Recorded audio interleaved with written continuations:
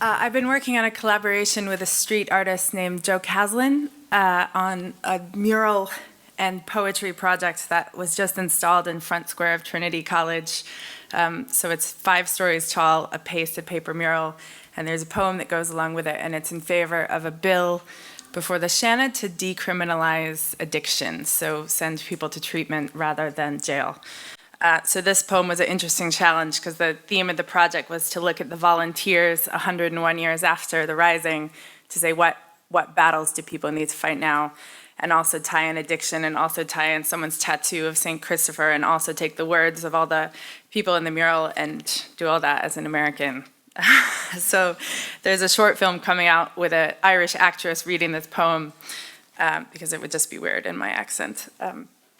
But you'll hear it now. So this is drawn from the interviews of people in the mural, and if you're around Trinity, you should go see it in Front Square. It's kind of cool. There is a prologue to each of us. My history is a drawn line that stretches behind me endlessly, and in front of me, unwritten possibility. The volunteers, mostly in their 20s, from all the various walks, laden with the burden of centuries. The tall pillars holding the scars of their battles as they still hold up the roof. Those elemental arms of survival. In the face of all of this sorrow, we offer our work as our proof. I saw addiction grow in the soil of trauma, a neighborhood inheritance, poverty and circumstance, a gnawing loneliness, an ache clod of holiness, only some howling chemistry lightened.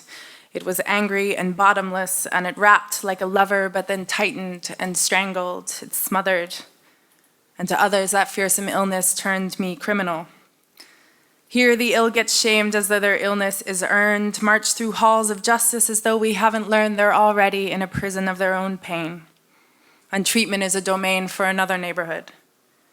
St. Christopher, the burden bearer, did what he could. He crossed the river carrying a weight heavy as the world. He said, "Go your way in safety. Go on reassured."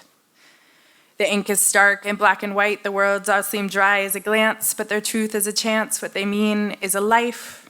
These stones hold the echo of old explosions, but they hold the sound of us stacking them too.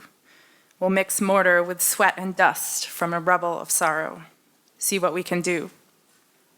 There are bombs we can make with ink and with paper, a bill, a voice articulated, a truth plain as a picture on a wall. They hammer out a proclamation for us all, and in every crosshatch line, the message. Life in all its walks is precious. A country reworked for the better, a path drawn in line and in letters, a prophecy that's built of our presence and made of our time.